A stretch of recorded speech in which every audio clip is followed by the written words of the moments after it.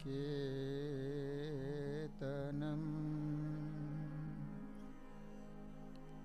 व्रतदानतपः क्रियाफलम् सहजानन्दगुरुं भजे सदा। श्रूयतां देवदेवेश स्वामिनारायण प्रभो।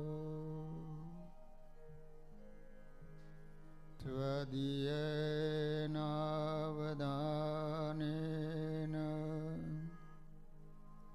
कथयिष्ये शुभकथा।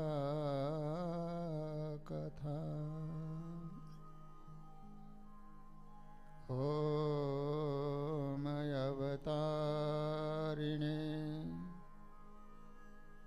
श्री स्वामिनारायणाय नमो नमः। श्री हरिकृष्णाय घनश्यामाय नीलकण्ठाय श्री सरयोदासाय नमो नमः। बोलो स्वामिनारायण भगवाननी। श्री हरिकृष्ण महाराजनी। श्री राधा कृष्ण देवनी। श्री नरनारायण देवनी। श्री लक्ष्मीनारायण देवनी। श्री रामचंद्र भगवाननी। श्री विघ्न विनायक देवनी। श्री कष्टभंजन देवनी। ओम नमः पार्वती पतये हर हर महादेव। सर्वावतारी अपना सौना आराध्य इष्टदेव श्री स्वामीनारायण महाप्रभुजी निज मंदिर में बिराजता महाप्रतापी संकल्प सिद्ध श्री घनश्याम महाराज, श्री नरनारायण देव, श्री लक्ष्मीनारायण देव आदिक देवो तथा अपना सौना धर्मगुरु परम पूज्य आचार्य महाराज श्री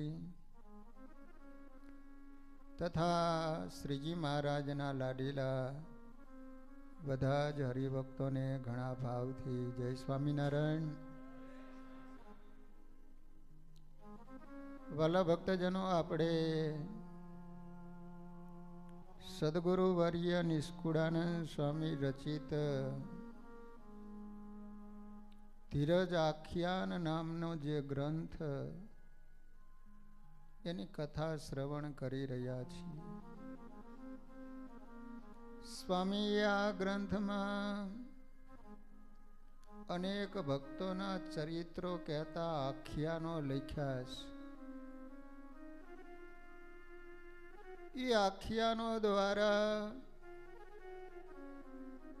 अपना जीवन में पण ये भक्तोए जे रीते जीवन में दुख आव्या ये समय एमने धीरज राखी टेक अने नेक ने मूक्या नहीं तो अंते एना उपर भगवान प्रसन्न थया छे अने सर्व प्रकारे सुखी बनाव्या छे।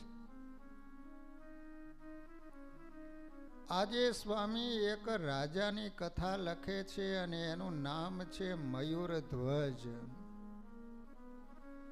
शायद तमे कोईए सांभळी नहीं होय। नाम सांभळेलुं मयूर ध्वज राजानुं। વળી કહું વાત એક અનુપજી,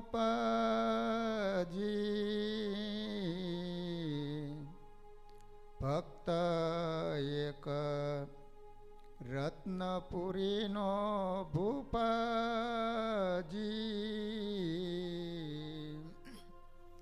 સ્વામી કે એક વાત કહું છું, પણ આ વાત કેવી છે?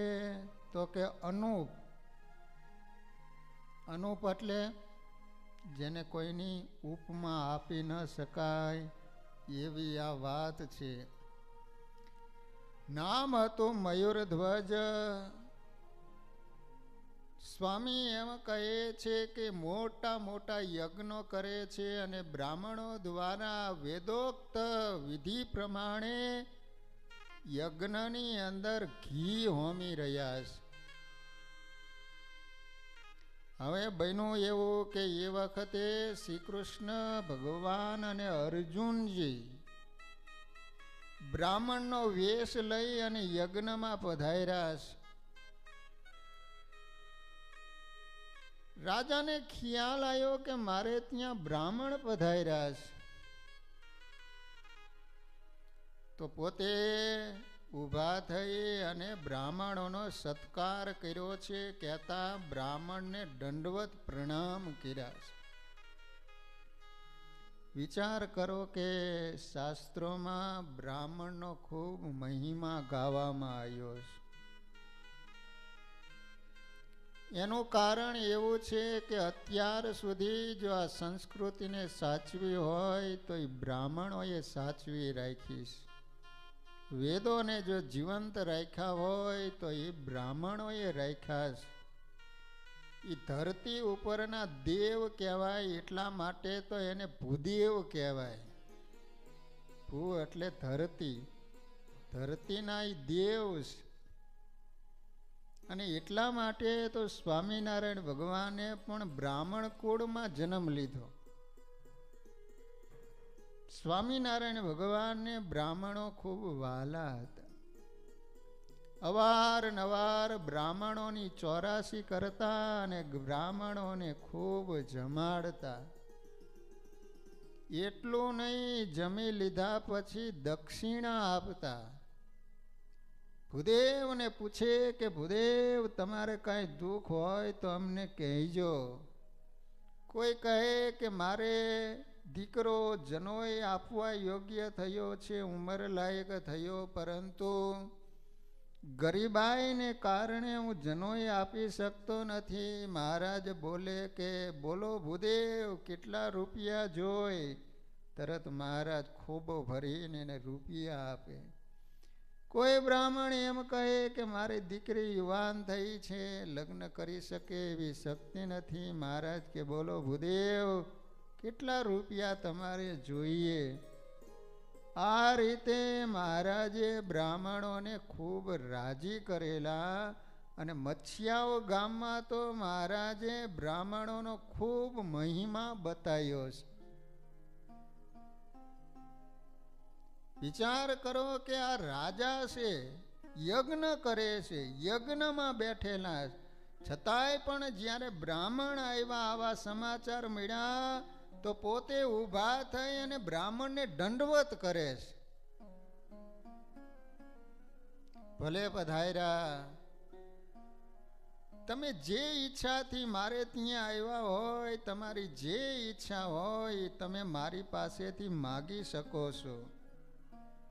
અને આમ જ્યાં રાજાએ માગવાની વાત કરીને એને ખબર નથી કે આ સ્વયં ભગવાન છે અને અર્જુન છે, કારણ કે બ્રાહ્મણના વેશમાં આવેલા છે. ત્યારે બ્રાહ્મણ કહે ધન્ય ધન્ય રાજા, સત્યવાદી તું સાચો સહી, પણ મારે છે જે માગવું તે તરત તેને કહેવાય નહીં. પેલા તો પ્રશંસા કરી, ધન્ય ધન્ય રાજા, તું તો સત્યવાદી છું, પરંતુ મારે જે માગવું છે એ તને કહેવાય એવું નથી. તો રાજા કહે છે કે તમ તારે નિશંક થઈને તમારી જે ઈચ્છા હોય મારી આગળ ઈચ્છા વ્યક્ત કરો, કહેશો તો આખું રાજ આપી દઈશ. તો કહે છે કે હા ભાઈ હાલ તારે. તો કહે છે કે હું ધરમપુરથી આવું છું, મારા દીકરાની જાન લઈ અને લગ્ન કરવા માટે જતો હતો. ત્યાં નગરની સીમ આવીને ત્યાં મારા દીકરાને અચાનક જંગલમાંથી સિંહે આવીને પકડી લીધો. એક જ પુત્ર. મને એમ થયું કે અહીંથી મારો હમોડો વંશ અટકી જાય છે, કારણ કે બુઢાપામાં મોટી ઉંમરે દીકરાનો જન્મ થયો હતો, એને સિંહે પકડી લીધો. શાયદ હવે મારી નાખે તો મારે ત્યાં બીજો દીકરો જન્મે એવી શક્યતા છે નહીં, કારણ કે હવે ઉંમર લાયક થઈ ગયો છું.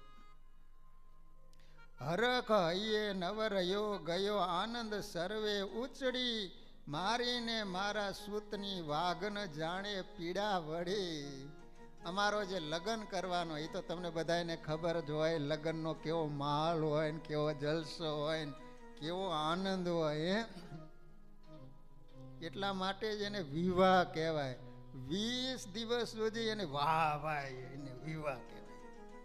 આપણે કઈક મંદિર કેમ દેખાતા ને સ્વામી વિવાહ હતો, વિવાહ એટલે 20 દાડા ત્યાં બંધ લાગો છો. મારો આનંદ સર્વે ઉચડી ગયો. હવે ઓલો વાઘ તો મારી પીડા કાંઈ જાણે નહીં, ગમે એટલું કહું તો ઓલો તો સાંભળે નહીં. ત્યારે મેં કીધું કે કદાચ તું મારા દીકરાને મૂકીને મને ખાઈ જા. પરંતુ ઓલો વાઘ કહે છે કે જો તારા દીકરાને મારા મોઢા થકી તારે મુકાવો હોય તો એમ કર કે સામે પેલું નગર છે ત્યાંનો જે રાજા છે એ અડધું અંગ કાપીને મને ખાવા માટે આપે તો તારા દીકરાને છોડું. આ માગવું છે, લો તું આપીશ? મારે રાજ નથી જોતું. એ સિંહે આવું માંગ્યું છે, તારું અડધું શરીર કાપીને મને આપ. ત્યારે મેં વાઘને એવી વાત કરી કે કદાચ હું રાજાને વાત કરું તો રાજા કદાચ ધન આપી શકે, અન્ન આપી શકે, પૃથ્વી આપી શકે, પરંતુ પોતાનું અંગ આપીને કઈ રીતે આપે, કાપીને? ત્યારે વાઘ કહે છે કે જે દાનેશ્વરી હોય છે ને એને મન આપવું બધું રમત વાત હોય. આગળ દધીચી ઋષિએ પોતાનું હાડકું આપી દીધું, શિબી રાજાએ પોતાનું શરીર કાપીને આપી દીધું, કર્ણે પોતાના કવચ આપી દીધા હતા, બળી રાજાએ ત્રિલોકીનું રાજ આપી દીધું. સત્યવાદીને છે સોહેલું જય જાચો નહીં પાડે ના. ઓલો સિંહે મને કીધું આવું કે તમે રાજાની પાસે જઈને કહેશો તો એ રાજા ના નહીં પાડે. એમ કહી અહીંયા મોકલ્યો. તરત તમારે રાય પાસ નથી મગાતું મેં મુખથી, એમ નથી મેલાતી સુત હાસ. મારાથી તમારી પાસે મગાતું નથી અને દીકરાની આશા છૂટતી નથી. ઉભય સંકટ આવ્યું. ત્યારે રાજા કહે છે કે ભલે તમે મારા ભવને આવ્યા, ખરેખર હું મારું અડધું શરીર કાપીને આપીશ. વિચાર કરો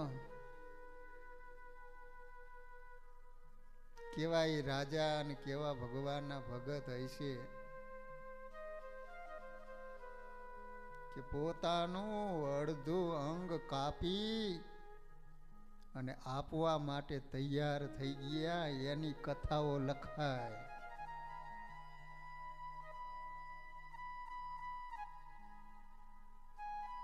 તરત જ પોતાનો દીકરો મોરુધ્વજ એને તેડાવ્યો, એને રાજગાદી ઉપર બેસાડી અને તિલક તાણી દીધું અને એક જ વાત કરી કે પુત્ર પ્રજાને પાડજો મટાડજો હરીશું સ્નેહ.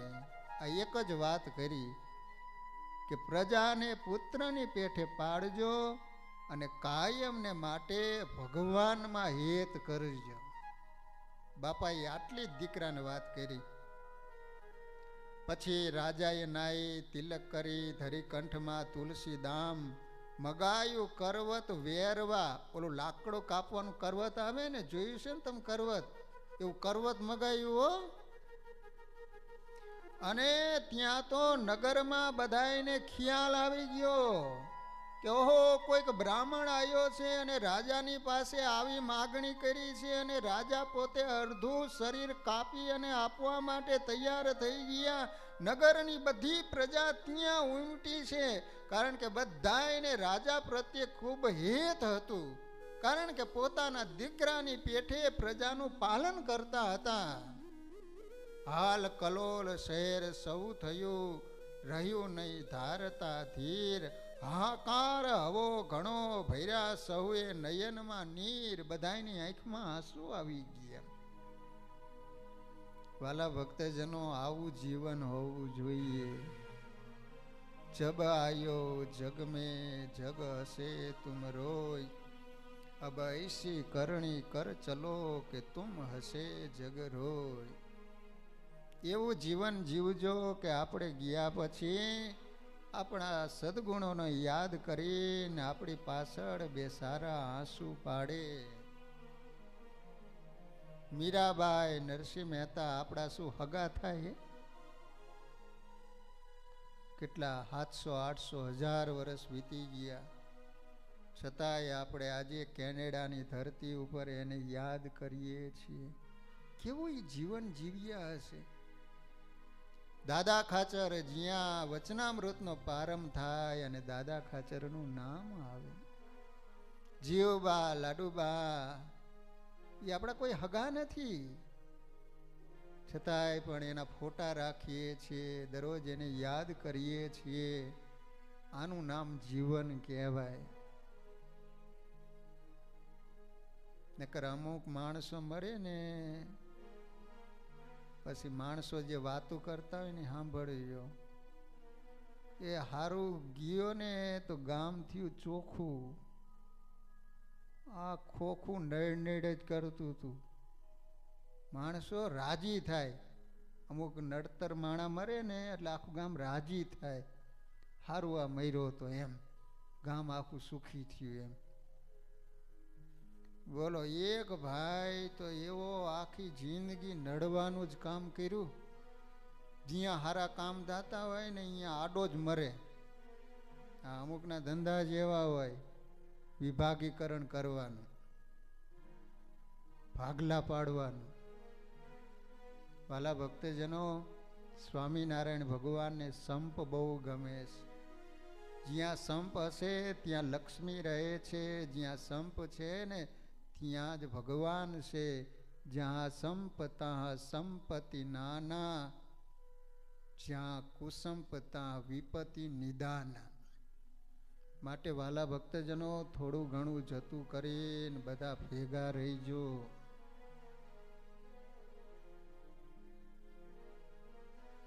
જ્યાં જ્યાં સંપ હતો ને ત્યાં ભગવાન ગયા છે. શાયદ ભગવાન ગયા, પરંતુ ત્યાં કુસંગ જોયો ને તો ભગવાન ત્યાંથી નીકળી ગયા છે. એટલા માટે ભગવાનના ભક્તોએ સદાય હળી મળી અને આનંદમાં ભગવાનનું ભજન કરવું. શું લઈને આવ્યા ને શું લઈ જવું, શા માટે તકરાર ઝઘડા કરવા જોઈએ? કાલ હવારે મરી જઈશું, કાંઈ હારે આવવાનું નથી. એના કરતાં ભગવાન જેટલા વર્ષ આ લોકમાં રાખે એટલા દિવસ એવું જીવન જીવજો કે આપણા ગયા પછી આપણને સૌને યાદ કરે. તે સારા કામ થાય અહીંયા આમ નિડા જ કરે એટલે ગામના લોકો એનું નામ ભૂંડાભાઈ પાડી દીધું. ભૂંડાભાઈ એનું નામ તો જે હશે પણ ભૂંડાભાઈ કે આખું ગામ. હવે આ ડોવો થયો ને એનું મરણ નજીક આવ્યું એટલે એને વિચાર કર્યો કે એવું કામ કરતો જાઉં કે આખું ગામ મને યાદ કરે. એને 4 દીકરા હતા, એને બોલાયા. બોલો બાપા, મારી અંતિમ એક ઈચ્છા છે, બોલો બાપા, જે ઈચ્છા હોય અમે પૂરી કરશું. દીકરા હારા હતા. એ કે જો સાંભળી લો, હું મરી જાઉં ને એટલે લુહારની કોળથી એક આવો મોટો સળિયો લાવવાનો, પાતળો અણીવાળો, અને જમણા કાનેથી નાખીને ડાબા કાને કાઢવાનો, અને પછી અહીંથી 3 નદીનો જે સંગમ, જ્યાં 3 નદીઓ ભેગી થાય છે ને, ત્યાં મારો અગ્નિ સંસ્કાર કરવાનો. બાપા પણ આવું, આ મારી અંતિમ ઈચ્છા આવી છે. આટલું કહીને મરીને જમપુરીમાં ગયો. પછી એની નનામી બાંધી. મને અત્યાર સુધી નથી સમજાતું કે માણા મર્યા પછી આટલો બધો ટાઈટ કેમ બાંધતા હશે. એ હું ભાગીને જતો રહે છે કેમ આટલો બધો ટાઈટ? ખરેખર જીવતો હોય ત્યારે બાંધવાની જરૂર હોય. આમ સિનેમામાં ઉપડ્યો હોય, ન જોવાનું જોવા. મંદિર જવાને બદલે પાનને ગલે ઊભો ઊભો પાન ખાઈને પિચકારીયું મારતો હોય, ત્યારે એને બાંધવાની જરૂર હતી. અને પાછા એ બાંધવા વાળા પાછા સ્પેશિયાલિસ્ટ જો, એને જ બાંધતા આવડે, બધાને ન આવડે હો. એ બાંધવાનો જ ધંધો કરતા હોય. તે મરી ગયો, નનામી બાંધીને પછી ઉપાડીને 3 નદીનો સંગમ ત્યાં અગ્નિ સંસ્કાર કરવા માટે લઈ ગયા. ને બાજુમાં શહેર. વાત ઉડતી ઉડતી પોલીસ સ્ટેશને ગઈ. પોલીસ લોકો આવ્યા. એ કે અહીંયા કોઈને અગ્નિ સંસ્કાર કરવા લાવતા નથી, તમે કેમ લાવ્યા? બોડી ચેક કરી, ખોલો જોઈ. ત્યાં ખોલ્યો ને ત્યાં તો જમણા કાને હળિયો નાખીને ડાબા કાને કાઢેલો. પોલીસ લોકો કે આ તો ખૂન કેસ છે, મારી નાખીને અહીંયા હળગાવા લાવ્યા. જેટલા અંતિમ સંસ્કારમાં આવ્યા હતા બધાને જેલમાં પૂર્યા. 6 મહિના સુધી રાખ્યા. એક વ્યક્તિ દીઠ 5,000 રૂપિયાનો દંડ ઠપકાર્યો. 6 મહિના પછી એને છોડ્યા. હું તમને પૂછું કે આ જેટલા વ્યક્તિ હતા એ જિંદગી પર્યંત ભૂંડાભાઈને ભૂલ્યા છે? આવું જીવન નહીં હોવું જોઈએ.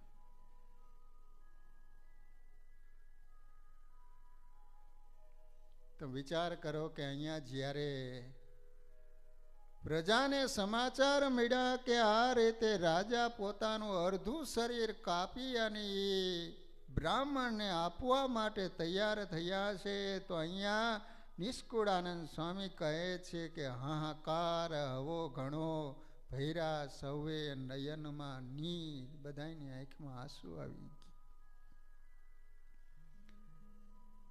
ત્યારે મયુર ધ્વજનો દીકરો મોરુ ધ્વજ હતો. એ કહે છે કે બાપા, હું તમારો દીકરો કહેવાય ને એટલે તમારો એક ભાગ જ કહી શકાય. તમારે બદલે મને આપી દો. દીકરો સારો હોય છે.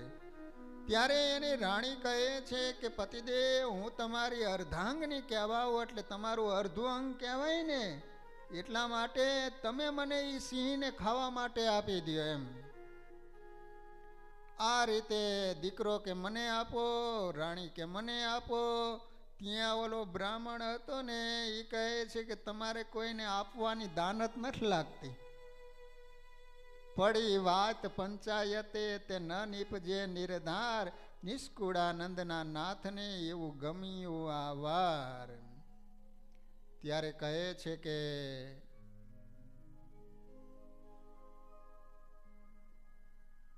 ઓલો સિંહ હતો ને એને જમણું અંગ માગ્યું છે. હવે ભગવાન હતા એટલે કેવી કેવી વાત કરે, કેવી દલીલો કરે છે. એ કે સિંહે પકડ્યો છે પરંતુ એને એમ કહ્યું છે કે રાજાનું જમણું અંગ લાવજો, અને પત્ની તો ડાબુ અંગ કહેવાય. એ તો તમને ખબર છે ને પાછી, પત્ની ડાબુ અંગ કહેવાય. તમે બે ભેગા થાવ ત્યારે એક અંગ થયું કહેવાય. તો તમારી પત્ની તો ડાબુ અંગ કહેવાય, માટે સિંહને ડાબુ અંગ નહીં ખપે એમ. માટે તમારું જ અંગ જોઈ, તમારે જો આપવું હોય તો ભલે, નકર અમે હાયલા. ઓલા રાજા કહે છે કે નહીં. ત્યારે એની પત્નીને કહે છે કે જો તમે આગળ રહીજો અને મારો દીકરો પાછળ રહીજો. અને વાલા ભક્તજનો એ વખતે બરાબર કાકરી અને કરવત લાવ્યા છે. આકરી કરી એની ધાર, માથું ચીરીને મારું તરત પહોંચે જય પાર. પાછળ રહીજે તો પુત્ર મારા, સામી રહેજે વળી તું સુંદરી. વચ્ચેથી માંડો તમે વેરવા, અતિશય હરખ હૈયે ભરી. રાજા કહે છે કે તમે હરખથી મારું શરીરને કાપજો, ખબરદાર આંખમાં એક પણ આંસુ તમે લાવતા નહીં. રાજી કરો ઋષિ રાયને, કોઈ દિલમાં ધરો દિલગીર. મારા દુઃખને દેખી કરી, રખે નયણે ભરો કોઈ નીર. અને વાલા ભક્તજનો, રાજાએ કહ્યું એ પ્રમાણે એના પત્ની આગળ ઉભા રહ્યા છે, પાછળ એનો દીકરો. અને ઓલું લાકડા કાપવાનું જે કરવત આવે ને, એ કરવત આમ માથા ઉપર મૂક્યું. અને સ્વામી એમ કહે કે જ્યાં આમ કરવત ચાલુ કર્યું ત્યાં તો લોહીની છોડ ઉઠી.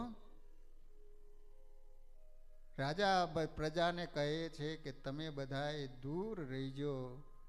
અને જ્યાં કરવત ચાલવા માંડ્યું એ જ વખતે ડાબી જે આંખ હતી ને, એ આંખમાંથી આંસુ પડ્યા.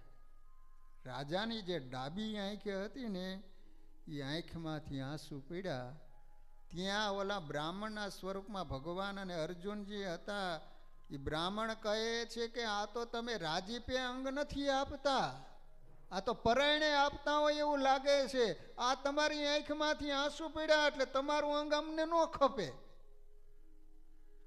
ત્યારે રાજા કહે છે કે તમે સાંભળો તો ખરા, ડાબી આંખમાંથી આંસુ એટલા માટે પડ્યા કે એને એમ થાય કે જમણો અંગ સિંહના ઉપયોગમાં આવશે અને મારો ઉપયોગ નહીં થાય ને, એનું એને દુઃખ છે એમ. અને આટલું જ્યાં કીધું ત્યાં નિષ્કુળાનંદ સ્વામી કહે છે કે એવું સુણી દ્વિજ પલટીને ત્યાં પ્રગટ પુરુષોત્તમ રૂપ. નિષ્કુળાનંદનો નાથ ગાથ કહે માગ માગ માગ મુજ પાસથી ભૂ. આટલું જ્યાં કીધું ત્યાં બ્રાહ્મણ સ્વરૂપમાં કૃષ્ણ ભગવાન અને અર્જુન હતા ને, એ તરત જ વેશ પલટી અને મૂળ સ્વરૂપમાં પ્રગટ થઈ ગયા. મયુરધ્વજ રાજાને કહે છે કે માગો માગો. ત્યારે મયુરધ્વજ રાજા કહે છે કે પ્રભુ કાયમને માટે આવા ને આવા મારા હૃદયમાં રહીજો, મારે બીજું કશું જ માગવું નથી. અને મારી તમે જેવી પરીક્ષા લીધી ને, એવી હવે પછી કોઈની પરીક્ષા લેતા નહીં. અત્યારે આવી પરીક્ષા લેતો પેલા તો ઊભા મોલની જ બે ઠપકારી દઈ. માથા આવડે શું તું માગે છે?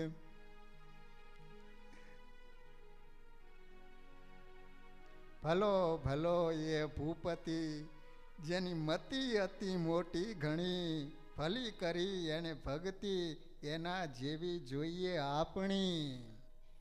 હવે નિષ્કુળાનંદ સ્વામી એનો સાર લખે છે કે જેવી મયુરધ્વજ રાજાની ભક્તિ હતી ને, એવી ભક્તિ, એવું સમર્પણ આપણામાં હોવું જોઈએ. સત્ય શ્રદ્ધા ધીરજપણું જોઈએ, એના જેવો વિવેક. ધર્મ પણ દ્રઢ ધારવો જોઈએ, એના જેવી ગ્રહી ટેક. સ્વામી કહે છે કે આ રાજા જેવો ધર્મ એને દ્રઢ ધારણ કરવો જોઈએ અને એના જેવી ટેક જોઈએ. ટેક એક હરિભક્તને નેક છેક સુધી છાંડવી નહીં. કરી વિવેક અતિ ઉરમાં, વળી એક રંગે રહેવું સહી. વાલા ભક્તજનો, સ્વામી કહે છે કે જ્યાં સુધી કસણી ન થાય, દુઃખ ન આવે, ત્યાં સુધી એની કોઈ કિંમત થતી નથી. જેમ ઈક્ષુ પામે અમૂલ્યતા, તે તો પ્રથમ પોતે પીલાય છે, ત્યાર પછી ચડતા વડે તેના ગોળ ખાંડ સાકર થાય છે. શેરડી હોય ને શેરડી, બોલો એને કાપે, પછી ઓલા સિચોડામાં ર કાઢે અને પછી તાવડામાં નાખી નીચે અગ્નિ મૂકે અને પછી એમાંથી ગોળ થાય, ખાંડ થાય અને સાકર થાય. પછી તમે ખાઓ તો કેવો સ્વાદ આવે ને એની કિંમત પણ વધારે હોય ને. તેમ કૈસા વિના કોઈ વસ્તુ ખરે ખપે નથી આવતી, એમ સબજી સંકટ સહો તો ભલી ભજી થાય ભગતી. સ્વામી કહે છે કે આ રીતે વાલા ભક્તજનો, જે રીતે મયુરધ્વજ રાજાએ ટેક રાખી અને ભગવાનને રાજી કર્યા, એમ જીવનમાં ટેક રાખજો, કાંઈક નિયમ રાખજો. આપણા સંપ્રદાયની અંદર તમે જુઓ તો ખરા, કેવા કેવા દુઃખ આવ્યા છતાંય પણ એને કોઈ દિવસ ધર્મને છોડ્યો નથી. જેતપુર ગામના જીવા જોઈશી હતા, ત્યાંના રાજાને બ્રાહ્મણની 84 કરવી હતી. તો બ્રાહ્મણોએ કહ્યું કે અમે બધા જમવા માટે આવીશું, પરંતુ ઓલો જીવો છે ને એ નહીં આવે. રાજા કે કેમ? તો કે હમણાં સ્વામિનારાયણનો ભગત થયો છે ને ત્યાંથી બગડી ગયો છે. ત્યાં તો રાજા વાજાને વાંદરા એ કે બોલાવો જીવા જોશી ને અહીંયા. કે જીવા જોશી આવ્યા. બોલો રાજા. તો કહે મારે બ્રાહ્મણોની 84 કરવી, તમે જમવા માટે આવશો ને? તો કે નહીં. કેમ? તો કે આ બધા બ્રાહ્મણિયા રસાસ્વાદિયા છે ને, એટલે ડુંગળી લસણ ખાય છે.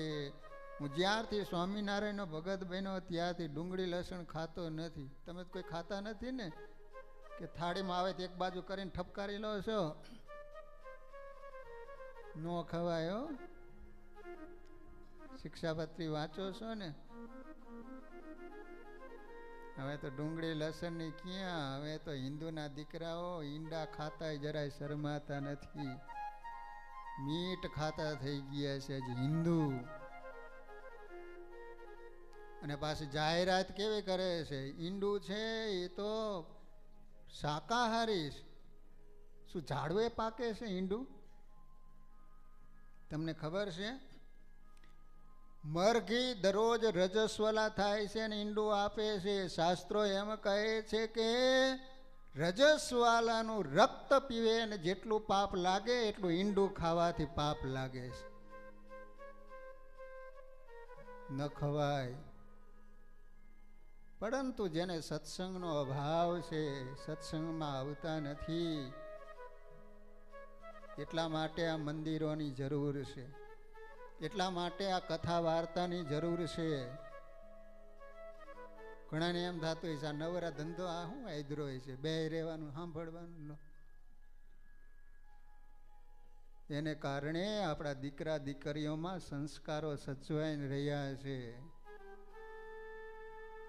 તમે વિચાર એક કલ્પના જ કરો, કેનેડામાં એક સ્વામિનારાયણ ભગવાનનું મંદિર ન હોત તો આપણા દીકરા દીકરીઓને શું ખબર પડે? કયો શું ખવાય ન ખવાય, શું ધર્મ, આ તે. આ મંદિરો છે એટલે આપણા દીકરા દીકરીઓને ખ્યાલ છે કે શું ખવાય શું ન ખવાય, આપણે કઈ રીતે રહેવું જોઈએ. કથા વાર્તા અને સત્સંગના માધ્યમથી ખ્યાલ આવે. તો જીવા જોશી કહે છે કે ડુંગળી લસણ તો હું નહીં ખાઉં. તો રાજા કહે છે કે મારે તો તારી પાસે એક જ વાત, કે તું જમવા આવીશ કે નહીં? તો કે નહીં આવું. તો કે સાંભળી લે, કાલ સવારનો સૂરજ ઉગે ને એ પહેલા ગામ છોડીને ચાલી નીકળજે. બોલો, તમે વિચાર કરજો કે ઇતિહાસ સાક્ષી પૂરે છે કે સવારનો સમય થાય એ પહેલા તો જીવા જોશી ગામ છોડી, એ વખતે સ્વામિનારાયણ ભગવાન જુનાગઢ આવેલા અને ભગવાનની પાસે ગયા. સ્વામિનારાયણ ભગવાને એ વખતે પીઠવડીના ભગામુડાને ભલામણ કરી કે તમારા ગામમાં અમને રહેવા માટે મકાન આપજો અને આજીવિકા બાંધી આપજો. મારો કહેવાનો આશય, વિચાર કરો કે એક ડુંગળી લસણ ન ખાવાને કારણે એને ગામ છોડી દીધું, પરંતુ એને ધર્મ ન છોડ્યો. આપણા જેવા હોય તો શું વિચાર કરે, એક વખત ખાઈ લીધું શું વાંધું હતું, લો એમાં હું સત્સંગી મટી જવાનો હતો એમ.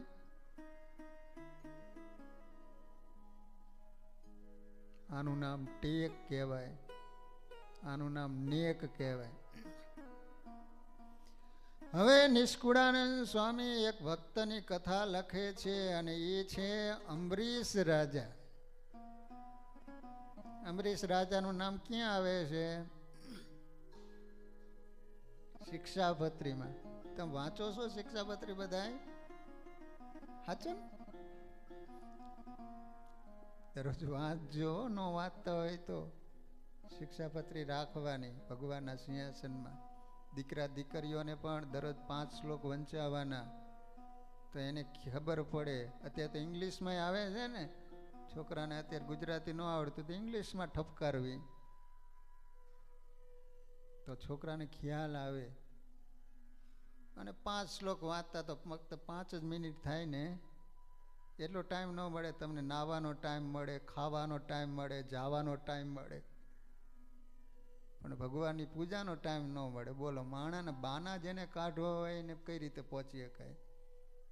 બોલો, એક ભાઈ તો મિલિટરીમાંથી પાછો આવ્યો, તેના ભાઈબંધે પૂછ્યું કે પાછો કેમ ગુડાણો? તો કે અહીંયા રહું તો યુદ્ધ થાય ને, તે યુદ્ધ માટે જ બોલાયો તો, પેંડા ખાવા બોલાયો તો તને. એ કે જો યુદ્ધ થાય તો વાંધો નહીં, પરંતુ જો યુદ્ધ થાય તો કાં જીવતો રમ કાં મરી જવું. જો જીવતો રહો તો કંઈ વાંધો નહીં, પરંતુ મરી જવું તો બે મુશ્કેલી. કે મરી જાત વળી બે મુશ્કેલી શાની? તો કહે છે કે કાં મારો અગ્નિ સંસ્કાર કરે, કાં મને દફનાવી દે. દફનાવી દે તો વાંધો નહીં, પરંતુ અગ્નિ સંસ્કાર કરે તો બે મુશ્કેલી. તે વળી અગ્નિ સંસ્કાર કરે તો બે મુશ્કેલી શાની? એ કે જો હાડકા વચ્ચે વધે ને તો એને કાં સાબુની ફેક્ટરી વાળા લઈ જાય ને કાં ફર્ટિલાઇઝર વાળા લઈ જાય. ફર્ટિલાઇઝર વાળા લઈ જાય તો વાંધો નહીં, પણ સાબુની ફેક્ટરી વાળા લઈ જાય બે મુશ્કેલી. એ કે વળી બે શાની મુશ્કેલી? એ કે સાબુની ફેક્ટરી વાળા લઈ જાય તો એમાં 2 પ્રકારના સાબુ બનાવે, એક કાં નાવાનો બનાવે, કાં બીજો કપડાં ધોવાનો. કપડાં ધોવાનો બનાવે તો કંઈ વાંધો નહીં, પરંતુ નાવાનો સાબુ બનાવે અને જો બહેનો નાય તો મને શરમ ન આવે? કે એનું બાનું તમે જુઓ, એનું બાનું તમે જુઓ. આમ ચોખ્ખું નથી કહેતો કે મારે અહીંયા રહેવું નતું, પાછું આવતો રહીએ. એમ ઘણા હરિભગતને આપણે કંઈક મંદિરે કેમ નથી આવતા, પણ બાના કેવા કાઢે તમે જોઈજો. તમે તમને ખબર ન પડે અમે સંસારમાં રહ્યા. હા, મેં કીધું તું કે સંસારમાં પડે એમ. પણ જેને મંદિર ન આવવું હોય, પૂજા ન કરવી હોય, શાસ્ત્રોનું વાંચન ન કરવું હોય, એની પાસે 1000 પ્રકારના બાના હોય. લો, વળી કહું એક રાજા અંબરીશજી, તેને ઘેર આવ્યા દુર્વાસા લય શિષ્યજી.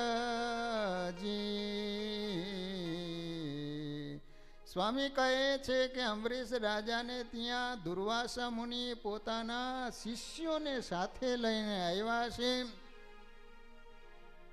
આવી અને રાજાને કહે છે કે રાજન તું અમને ભોજન કરાય. ત્યારે અંબરીશ રાજા કહે છે કે તમે સ્નાન કરીને આવો, ત્યાં હું ભોજનની તૈયારી કરી નાખું. તમે સ્નાન કરીને વહેલા આવજો, તરત આવી જાયજો, મોડું ન કરતા. કારણ કે મેં એકાદશીનું વ્રત કરેલું છે અને 12નો દિવસ હોવાને કારણે પારણાનો ટાઈમ થાય એ વખતે જો પારણું કરવામાં ન આવે તો વ્રતનું ફળ ન મળે. એટલા માટે તમે વહેલા આવજો.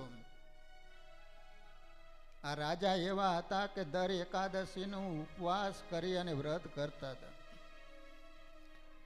તમે બધા એકાદશીનું વ્રત તો કરો છો ને, કે રોટલા ઠપકારી લો છો? આપણે સત્સંગી આપણા ઘરે એકાદશીના દિવસે અનાજ રંધાય જ નહીં, ફરાળ જ બનાવવાનું. નાના છોકરા હોય ને તો ફરાળ ખાઈ લે. અને અત્યારે ફરાળમાં શું નથી બનતું એમ તો તમે કહો. આજે તો એકાદશી આવી એટલે દિવાળી આવી, અમથું ન ખાતા હોય એટલે એકાદશી દી ઉલાડી જાય.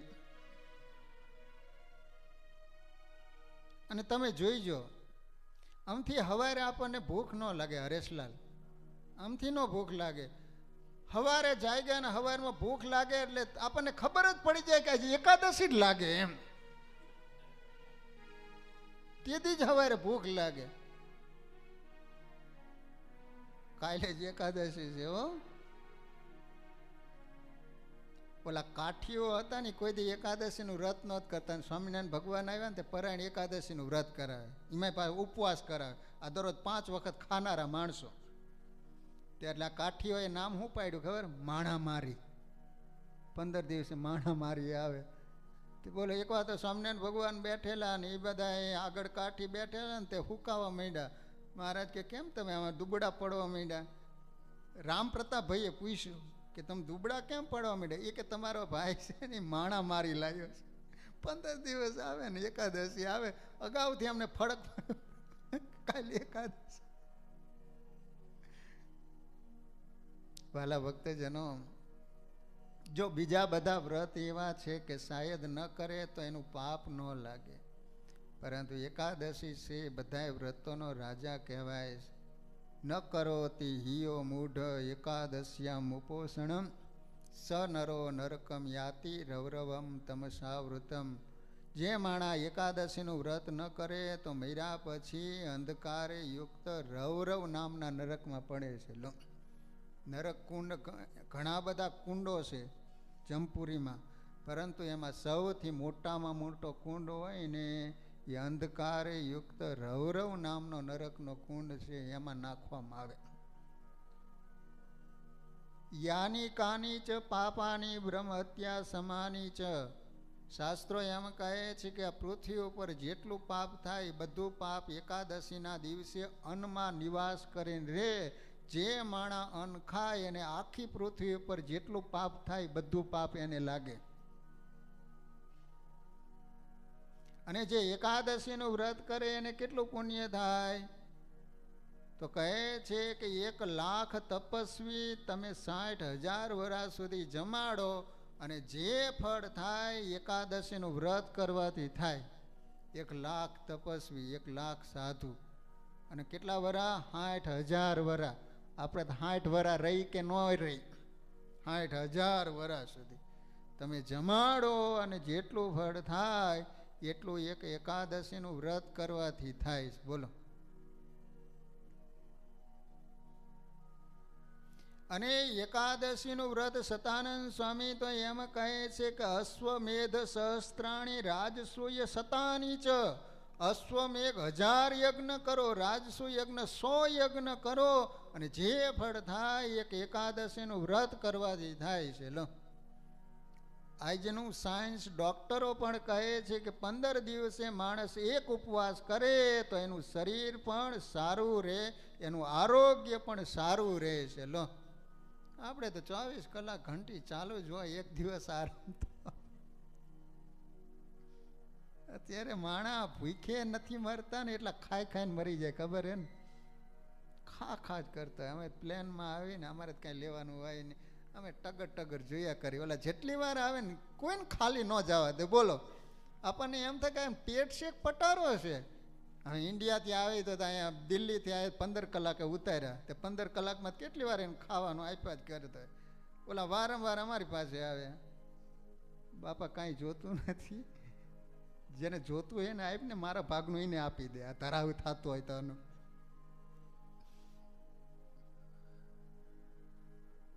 માટે વાલા ભક્તજનો, ખાસ કદાચ કોઈને એમ થાય કે એકાદશીનું વ્રત કેટલી ઉંમરથી શરૂ થાય ને ક્યાં સુધી કરવું, તો સતાનંદ સ્વામી લખ્યું 8 વર્ષથી નિયમ લાગુ પડે. નાનું બાળક અનાજ ખાઈ જાય દોષ નથી. 8 વર્ષથી 80 વર્ષ સુધી કીધું છે. પરંતુ 80 વર્ષ પછી આરોગ્ય સારું હોય તો એને એકાદશીનું વ્રત ચાલુ રાખવાનું. પાછા બંધ ન કરી દીધા 80 વર્ષના ડોવા કોઈ બેઠા હોય કે સ્વામીએ કીધું હતું ભાઈ મારા કાલ સવારે રોટલા ઠપકારે નહીં. પરંતુ આપણે તો ભગવાનના ભગત છીએ. તે દિવસે અનાજ રાંધવાનું જ નહીં, ઘરે બધી ફરાળી વસ્તુ બનાવી દો ને. અત્યારે તો ફરાળમાં તમારે જે બનાવવું હોય એ બનાવવાનું. તમારે અત્યારે તો પીઝા બને, ફરાળી પીઝા. બોલો રોટલી, બોલો એક ઠેકાણે જમવા બેઠા રોટલી આવી, કીધું એકાદશી છે કે એકાદશીની જ છે. લે ક્યાંથી રોટલી આવી એકાદશીની? પરંતુ પ્લીઝ ભલે 3 વાર ફરાળ કરજો, પરંતુ તે દિવસે અનાજ ન ખવાય એકાદશીના દિવસે. તો મુનિ વેલા તમે આવજો, આજ છે દ્વાદશીનો દન, નાવા ટાણે જાણી નૃપે કર્યું દકપાન રાજન. હવે બહેનો એવો કે આ તો દુર્વાસા મુનિને તમે જાણો છો ને, બધાય ખબર છે ને તમને. બને ત્યાં સુધી બાપુને કોઈ આમંત્રણ આપે જ નહીં, અને આપ્યું તો તમારો પ્રસંગ બગાડાવીને એ બાપુ જાય ને. એ બાપુ છે ને પાણીનું કમંડલું ભરીને જ રાખતા, અરે પીવા માટે નહીં, શ્રાપ દેવા માટે.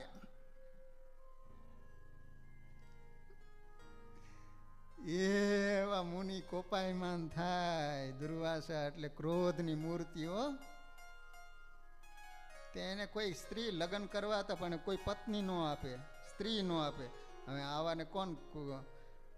અત્યારે માણા કૂતરા ભેગા રહ્યા ને તે કૂતરા જેવા સ્વભાવ થઈ ગયા. તમે જોયું? માણા એટલા બધા ઉતરા કે પાયડા કૂતરા. ઘરે જાવ તો બોર્ડ માર્યું કૂતરાથી સાવધાન, પાછું બોર્ડ નીચે પોતે ઊભો હોય. આપણને એમ થાય કે આ કૂતરો અંદર કૂતરો છે. બોલો એક ભાઈને તો કૂતરાને ખાવાના બિસ્કિટ જોતા હતા, દુકાને ફરે કે કૂતરાને ખાવાનું બિસ્કિટ છે, કૂતરાને ખાવાનું બિસ્કિટ છે. દુકાનવાળો કે અહીંયા ને અહીંયા ખાવા છે, ઘરે લઈ જવા, તારામાં કૂતરામાં કઈ ફેર નથી. બોલો એક ભાઈ તો હવારમાં કૂતરાને લઈને નીકળ્યો. હવારમાં હું ક્વિલન મંદિરમાં ગયો તે સવારમાં એક ભાઈ દરરોજ કૂતરો લઈને નીકળે. એમાં તો આપણને કઈ નવાઈ લાગે નહીં, ભાઈ છે ઠીક છે, અહીંનું તો કલ્ચર એ રીતનું છે, કૂતરા ઘરે ઘરે હોય એટલે. પરંતુ એ ભાઈના હાથમાં કોથળી, એ મન ન સમજાણું. એટલે બરોબર એક હરિભગત હવારમાં દર્શન કરવા માટે આવ્યા. તે મેં ભાઈને કીધું કે આ ભાઈ દરો કૂતરો લઈને નીકળે, એ તો મને સમજાણું કે એને કૂતરો છે એટલે હવારમાં એ હાલવા માટે નીકળતો હોય. પરંતુ એના હાથમાં કોથળી છે એ મને નથી સમજાતું. કે સ્વામી અહીંયા નિયમ એવો હોય કે ગમે ત્યાં બગાડે નહીં, નકર દંડ ઠપકારે. એટલે એકી બેકી કરે ને તો કોથળીમાં ભલે.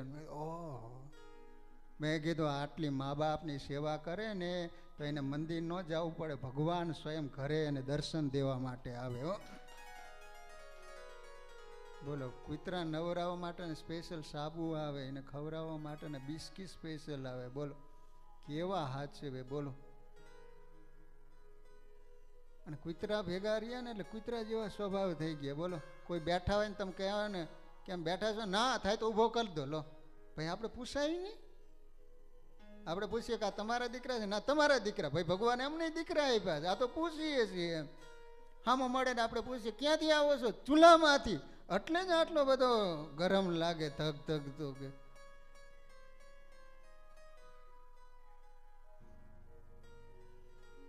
તો બહેનું એવું કે અમે ઓલા બાપુ તો નાવા માટે ગયા. આ બાજુ પારણાનો સમય હતો, એ સમય વ્યતીત થવા માંડ્યો. એટલે રાજાએ બ્રાહ્મણને પૂછ્યું કે પારણાના સમયે જો પારણું નહીં કરવું તો ફળ નહીં મળે, તો હવે મારે શું કરવું? તો એ કહે છે કે ઠાકોરજીના અભિષેકનું જળ છે એનું પાન કરી લો, પારણું થઈ ગયું કહેવાય. અને આમ તમે જેમાં પણ ન કહેવાય. અને જ્યાં એને આમ પ્રસાદીનું ચરણામૃત લેતા હતા ને બરોબર સામેથી બાપુ આવ્યા. અને એને તો એમ કે મને મૂકીને જમી લીધો. વીતી વેળાએ મુનિ આવ્યા, રાજા કેમ કર્યું તે ભોજન, બાપુનો મગજ ગયો હે.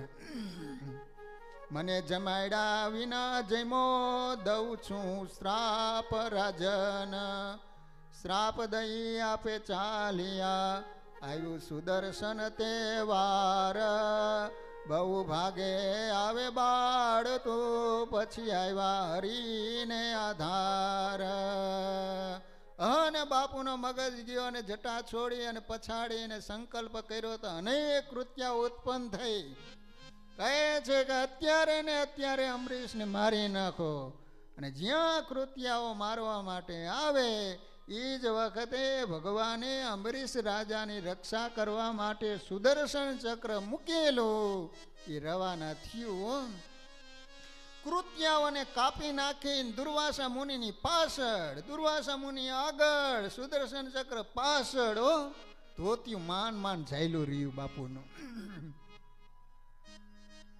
બહુ ભાગે આવે બાળ તો, પછી આવ્યા હરીને આધાર.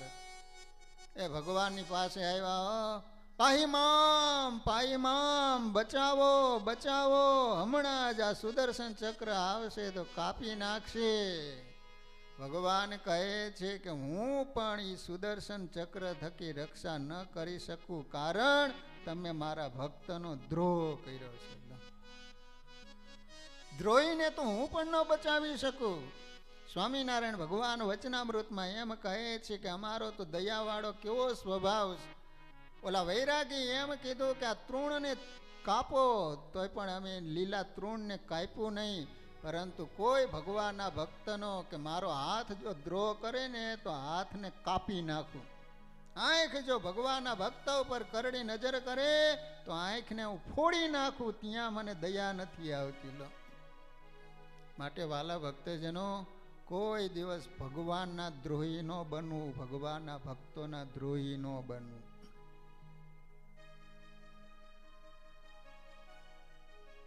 ભગવાન કહે છે કે બચવું હોય ને તો તમે જેનો દ્રોહ કર્યો છે ને એની પાસે જઈને માફી માગી. ઈ માફ કરે તો તમારી રક્ષા થાય, બાકી હું તમને બચાવી ન શકું. અને તરત જ નિષ્કુળાનંદ સ્વામી કહે છે કે ત્યારે ઋષિ આવ્યા રાય પાસડે. રાય પાય લાગી કહ્યો અભિપ્રાય, આજ તે દી એક ભાવ હોય તો સુદર્શન દૂર થાય. હવે જો સામે ભગત પણ કેવા. દુર્વાસા મુનિ ભગવાને કીધું એટલે બાપુ બચવા માટે તો આવ્યા. હો, અંબરીશ રાજાના પગ પકડી લીધા, બચાવો બચાવો, હમણાં જ આ કાપી નાખશે. ત્યારે અંબરીશ રાજા કહે છે કે દુર્વાસા મુનિ મારા ત્યાં આવ્યા અને એના પ્રત્યે જેવો ભાવ હતો, મને મારી નાખવા માટે આટલું દુઃખ આપ્યું, છતાંય પણ એ ભાવમાં જરા પણ ફેર પડ્યો ન હોય તો હે સુદર્શન ચક્ર, તમારા સ્થાને તમે બેસી જાઓ, સ્થિર થઈ જાઓ. અને સુદર્શન ચક્ર પોતાના સ્થાને સ્થિર થઈ ગયું. આનું નામ ભગત કહેવાય. લો, આપણને ભાવ રે એવો. એ તો મહાત્મા ગાંધી કહેતા કે કોઈ એક લાફો મારે બીજો ગાલ ધરે, પણ એ વખતે અત્યારે તો બીજો ગાલ ધરીએ બીજું ઠપકારે. ભલા બનજો પણ ભોળા ન બનતા. ઘણા માણસો કહેતા હોય સહન કરો, સહન કરવાની પણ લિમિટ હોય ને, કંઈક સહન કરો. લો, એમાં શત્રુ મિત્ર જેને સમ છે સુખ દુઃખ દેનાર, એવા ભક્ત જે જગત માહી તેની ઉપર પ્રભુનો પ્યાર. નિષ્કુળાનંદ સ્વામી કહે છે કે જેને શત્રુ અને મિત્ર સમાન છે એવા ભગત છે, એના ઉપર ભગવાનને ખૂબ પ્યાર છે, પ્રેમ છે. પર પ્રાણીને પીડે નહીં, મર પીડાય પંડ પોતા તણું, એવો વિચાર જેને અંતરે ઘડી ઘડીએ રહે છે ઘણું. હવે વાલા ભક્તજનો, આ રીતે અંબરીશ રાજાની કથા લખ્યા પછી હવે વિભીષણની વાત લખે છે. વિભીષણનું તમે નામ સાંભળ્યું છે ને? કોણ હતું વિભીષણ? રાવણનો ભાઈ હતો. વળી કહું એક ભક્ત વિભીષણજી,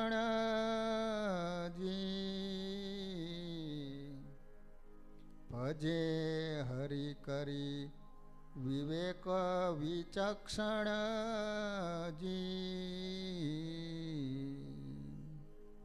સ્વામી કહે છે કે ભગવાનનું ભજન કરે છે પણ વિવેક અને વિચક્ષણજી. કારણ કે આખી લંકા કોની હતી? દાનવોની, અસુર હતા બધા. એની અંદર એક ભગવાનનો ભગત હતો. વિચાર કરો કે અસુરોની વચમાં રહી અને ભગવાનનું ભજન કરવું, ત્યારે એની પાસે કેટલો વિવેક હોય તો જ ભગવાનનું ભજન કરી શકે ને.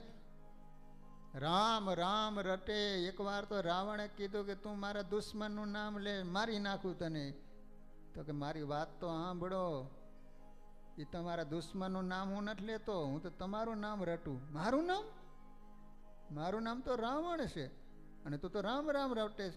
એ કે સાંભળો સાંભળો સાંભળો, જો તમારું નામનો રા, તમારા પત્નીનું નામ શું? તો કે મંદોદરી. એનો એક અક્ષર લીધો, શું થયું? રામ. તો બરાબર, રટાઈ રાખજે, વાંધો નહીં. કે તેહ જાણી રાવણ કોઈ પોત તત્ક્ષણજી, તેનું કોણ કરે રાક્ષસ રક્ષણજી.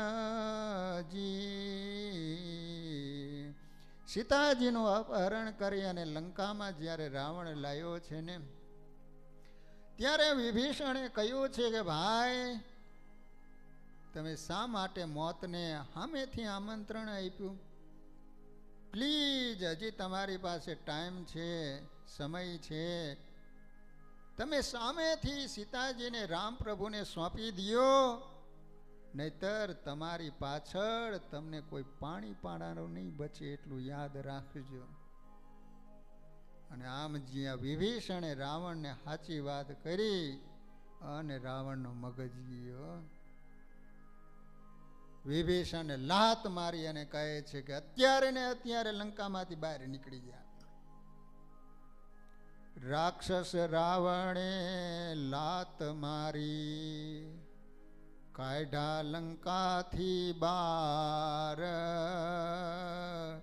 આવ્યા રામના સૈન્યમાં, નાયપા ગરવા તેવાર. હવે જ્યાં રામ ભગવાને પડાવ નાખ્યો હતો ને, ત્યાં વિભીષણ આવ્યા રામ ભગવાનની પાસે. ત્યાં તો આગળ બધા માણસો ઉભેલા. પૂછ્યું, તમે કોણ છો? ક્યાંથી આવો છો? તો કે હું રાવણનો ભાઈ છું. રાવણનો ભાઈ છું ને તારે રામ ભગવાન પાસે જવું છે? તો કહે છે કે તમે રામને જઈને વાત કરો ને, જો રામ હા પાડે તો પછી હું જઈ શકું ને એમ. તેને બહાર ઊભા રાખ્યા અને એક માણસ જઈ અને વાત કરી કે રાવણનો ભાઈ વિભીષણ છે અને એ તમને મળવા માટે આવવાનું વાત કરે છે, તો એને તમારી પાસે આવવા દઈએ. ત્યારે સેવકે કહ્યું શ્રી રામને, સુણી રામ કહે સુણ દાસ, આવે તો આવે સમખાઈને, વણ સમે નહીં વિશ્વાસ. રામ ભગવાને ઓલા સેવકને કીધું કે તમે વિભીષણને કહીજો કે મારા મનમાં કોઈ પણ પ્રકારનું કપટ કે દગો ન હોય તો હમ ખાઈને પછી લાવવા દેજો. હમ પેલા ખવડાવજો એની પાસે. ત્યારે ઓલા સેવકે જઈને વિભીષણને વાત કરી કે રામ પ્રભુએ આ પ્રકારની વાત કરી છે, તમારા મનમાં કોઈ પણ પ્રકારનું કપટ અને દગો ન હોય તો તમે હમ ખાઓ તો તમને રામ પ્રભુની પાસે જવા દઈએ. ત્યારે વિભીષણ હવે હમ ખાય છે, જે હમ ખાય છે ને એ સાંભળવા જેવા. ત્યારે વિભીષણ કહે સુત દારા સંબંધી રાજ સાજ અમલયન ધન આપે રૂપયનું પરામજી જો દગો હોય મારે મન. વિભીષણ કહે છે કે જો મારા મનમાં કોઈ પણ પ્રકારનો દગો હોય તો રામ ભગવાન મને દીકરા આપે, મને સારી સ્ત્રી આપે, મને રાજ આપે, મને અન્ન આપે, મને ધન આપે, મને સારું રૂપ આપે. ઓલા ક્યાં માગે હે ખમ ખાય હે? રામ ભગવાનને જઈને વાત કરી, વિભીષણે તો આવું કીધું, તો રામ ભગવાન કે તો આવા દો આવા દો. ઓલા સેવકોને તો કઈ સમજણું નહીં કે આ પ્રકારના હમ કાધા. અને જ્યારે પૂછવામાં આવ્યું તો કે તે સેવકે સુણાયું શ્રી રામને, સુણી તરત તેડાવ્યા પાસ, ભલો ભક્ત વિભીષણ તું જગ સુખથી છો ઉદાસ. સૂત કલત્ર કારણે સુર અસુર નર ઈચ્છે ઘણો, રાજ્ય ધન રૂપે સૌએ સુખ માન્યો, તે બંધન જાણ્યું આપણું. રામ ભગવાન કહે છે કે વિભીષણ એટલા માટે આવું માંગ્યું કે આ બધું ભગવાન ભજવામાં આડરૂપ છે, એટલા માટે એને આવા હમ ખાધા. સારું રૂપાળું બૈરું મળી જાય તો કોઈ ભગવાન ભજે? કયો જોઈએ? વધારે સંપત્તિ મળી જાય કોઈ નવરો થાય એ કયો જોઈએ? રાજકારણીય આવે કથામાં બેવા, એના પ્રેસિડેન્સી આવે ભગવાનની પાસે દર્શન કરવા, રાજ મળી જાય, બહુ ધન મળી જાય તો કોઈ ભગવાનનું ભજન કરે નહીં બાપા. એ વડતાલમાં એક પ્રસંગ બની ગયો. એક એવા ભગત હારા હતા કે સ્વામિનારાયણ ભગવાન જ્યારે ગઢપુરથી વડતાલ આવતા હોય તો 10 કિલોમીટર સામે લેવા માટે જાય. કાનજી બાપા 10 કિલોમીટર. કેવો ભગત હશે કયો જોઈ? પણ વ્યવહારે થોડા ગરીબ, પણ દોડી દોડીને સેવા કરે હો, સંતોની સેવા કરે. મહારાજ આવે તો અખંડ મહારાજની પાસે જ રે, કથા વાર્તા સાંભળે, દોડી દોડીને સેવા કરે. આવા ભગત. તે એક દિવસ મુક્તાનંદ સ્વામીએ મહારાજને કીધું કે મહારાજ આ પ્રેમી ભગત છે, સેવા ભગત જ, અને જે સેવા કરતા હોય તરત નજરે ચડી જ જાય. બેઠો બેઠો ઓર્ડર જ કરતો, પીસી નાખ્યા, ઉપાડી નાખ્યા. ઓર્ડર કરતો એના ઉપર કોઈ દયા કરે? તે મુક્તાનંદ સ્વામીએ કીધું કે મહારાજ બહુ મહિમાવાળો સેવા ભાવી છે, પરંતુ વ્યવહારે થોડોક સાધારણ છે, ગરીબ છે, કંઈક દયા કરો. હવે સ્વામીએ કીધું એટલે ભગવાને દયા કરી અને વાલા ભક્તજનો જેની પાસે 1 રૂપિયો નહોતો ને એ સમયમાં 10,000 રૂપિયાનો આસામી ભગવાને બનાવ્યો. 10,000 રૂપિયાનો આસામી, અને 10,000 એટલે એ વખતના કરોડ રૂપિયા કહેવાય. 6 મહિના થયા ને સ્વામિનારાયણ ભગવાન ફરીને વડતાલ આવ્યા તો સામે કોઈ દેખાણું નહીં. જય સીતારામ. ભગવાન રોકાણા, કથા વાર્તા થઈ, સભા પૂરી થઈ, ત્યાં ઓલા હરિભગત દેખાણ્યો. સ્વામિનારાયણ ભગવાન કે કેમ અત્યારે? ત્યારે બોલો હરિભગત કે મહારાજ એવો હલવાઈ ગયો છે ને અત્યારે માન ટાઈમ મળ્યો. સ્વામિનારાયણ ભગવાન બાજુ મુક્તાનંદ સ્વામી બેઠા. સ્વામીને કે સ્વામી તમે દયા કરવાનું કીધું, મેં દયા કરી, એમાંનું સારું થયું બગડ્યું? મુક્તાનંદ સ્વામી કે મહારાજ હું આમાં કાંઈ ન જાણું, તમે બે સમજી લો. કે કહેવાનો આશય કે વધારે સંપત્તિ આવે ને પછી એવો સત્સંગી નથી રહેતો, પછી ભગવાન ન ભજી શકાય. દોડધામ વધી જાય, આમ દિન આમ, આમ દિન આમ, આમ દિન આમ. હવે ઉઠ્યો નથી, ઉપડ્યો નથી. બોલો એકને પૂછ્યું કે તમારો છોકરો કેવડો છે? તો કે આવડો છે. આમ ન કીધું, આમ કીધું કે આવડો. એ કે હું સવારે નીકળી જાઉં તો છોકરો સૂતો હોય, હાઈ જે આવું તો છોકરો સૂઈ ગયો એટલે મેં સૂતા જ જોયો છે, બેઠો તો જોયો જ નથી. બોલો હવે આટલી પ્રવૃત્તિને શું કરવાની કયો? હાલે એ ગમે એટલા રૂપિયા ભેગા કરે પણ છોકરા જેવા ફાકે તમારી સામે દારૂની બોટલ ઠપકારતા શું કરો કયો? હાલો. માટે વાલા ભક્તજનો, પરિવારને માટે ટાઈમ કાઢજો.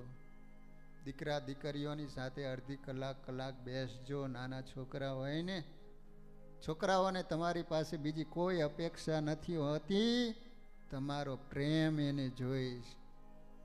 અને જે છોકરા છોકરીઓને ઘરે પ્રેમ મળતો નથી, પછી બહાર પ્રેમને શોધે છે. પછી તમને બધાને ખબર હોય શું ઘટના ઘટતી હોય છે. એનું કારણ શું? તમે ઘરે પ્રેમ ન આપ્યો એટલા માટે. માટે વાલા ભક્તજનો, ઓછા ડોલર મળે એની ચિંતા ન કરો, પરંતુ આપણા પરિવારમાં સંસ્કારો ઓછા ન થાય એનું ધ્યાન રાખજો. તમારા દીકરા દીકરીઓ ડાયા હશે, પૂજા પાઠ કરતા હોય, મંદિરે આવતા હોય, કોઈ પણ પ્રકારના વ્યસન નહીં હોય, સવારે જાગી પૂજા પાઠ કરીને તમને પગે લાગતા હોય ને તમે કહો એ રીતના કયાગ્રા ડાયા હોય, એને જોઈને તમારું હૃદય ફૂલાય. અને તમારી સામે દારૂની બોટલ ઠપકારીને સિગારેટ પે બપ્પા, તમે મોતને પસંદ કરો કે નહીં કયો જોઈ? આના કરતાં ભગવાને દીકરા ન આપ્યા હોય તો સારું હતું એમ. ઝાડવે પાક્યા, તમે જન્મ આપ્યા છે ને, બગડ્યા ક્યાંથી કયો? હલો. કારણ કે તમે કોઈ દિવસ દીકરા દીકરીઓની પાસે બેઠા નહીં, કોઈ દિવસ સારી વાતો કરી નહીં, એનું આ પરિણામ આવ્યું છે. એમ કહી વિભીષણને રાજી થયા શ્રી રામ, ધન્ય એવા હરિજનને જેને સુખ સંસારી સમને ઠામ. એમ નર નિરજરના જેને સુખ સ્વપ્નાને તુલ્ય, નિષ્કુળાનંદ કહે ભક્ત હરિના અતિ મોટાય મૂલ્ય. સ્વામી કહે છે કે જેને નર અને નિર્જર એટલે દેવતાઓના સુખ પણ જેને સ્વપ્ન તુલ્ય લાગે છે, એવા જે ભગવાનના ભગત છે એને જોઈને હરિ હરખે છે. લો, હવે નિષ્કુળાનંદ સ્વામી એક સુધનવા ભક્તની કથા લખે છે. નામ તમે સાંભળેલું? સુધનવા નહીં? તો તમને આ બધું નવું નવું જ લાગે છે ને. આ સ્વામી ક્યાં ના આવ્યા ખબર નથી પડતી. કેમ કા સ્વામી ગરમ બહુ થતા લાગે. હંસ ધ્વજ સુત સુધનવા જે હજી, તેને યતિ શ્રી હરિમાં સ્નેહજી. હંસધ્વજ નામના એક રાજા હતા. શું નામ હતું? હંસધ્વજ. એના દીકરા એનું નામ હતું સુધનવા. પણ સ્વામી પોતાની કલમે લખે છે કે આ સુધનવાને ભગવાનમાં સ્નેહ હતો, પ્રેમ હતો. લો, આ બહુ મોટી વાત છે. દ્રઢ હરિભક્ત અચળ વળી હજી, અલ્પ દોષે આવ્યા તાતના ગુનામાં તે હજી. નિષ્કુળાનંદ સ્વામી કહે છે કે નાના એવા ગુનામાં આવ્યા તો એને કારણે હંસધ્વજ રાજાએ એક કડાયામાં ઉકળતું તેલ કર્યું અને એની અંદર સુધનવાને ફેંકવામાં આવ્યા. તેને તાતે તપાસ કઢાવી નાખો તપેલ તેલની માયા, શ્રી હરિના સ્મરણ થકી વળી કાયા ન બળી કાય. વિચાર કરો, ભગવાનનું સ્મરણ કરતા હતા, એ ઉકળતા તેલની અંદર એને ફેંકવામાં આવ્યા, છતાંય પણ ભગવાનનું સ્મરણ કરતા હોવાને કારણે સુધનવાનો વાળ વાંકો ન થયો, કાંઈ ન થયું. બોલો.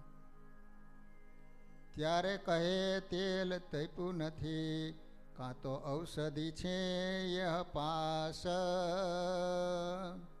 એના ગુરુ હતા એ કહે છે કે બરાબર તેલ તપ્યું નહીં હોય એમ, તો ઓલું શ્રીફળ આવે ને એ તેલની અંદર નાખ્યું અને ફૂટ્યું, ગુરુના માથામાં આવ્યું ને માથું ફોડ નાખ્યું.